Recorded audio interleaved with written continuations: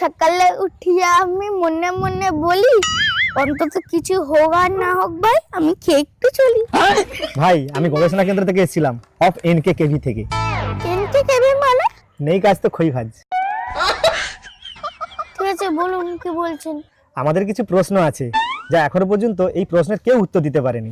তো তোমাদের এলাকার কিছু লোক বলল যে এখানে যদি কেউ উত্তর দিতে পারে সেটা তুমিই পারবে, তাই তোমার কাছে আসা। ও আচ্ছা আচ্ছা, খারাপ কিছু বলেন।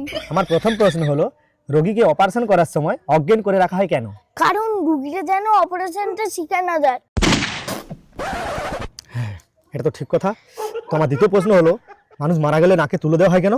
যাতে দ্বিতীয়বার ইচ্ছা থাকলেও ফিরে না আসতে পারে। এটাও তো ঠিক কথা বললে। ঠিক আছে, আমার এটা শেষ প্রশ্ন, মানুষকে বিয়ের আগে আইবুড়ো ভাত খাওয়ায় কেন? কারণ বিয়ের আগেই এটা তার শান্তির খাবার।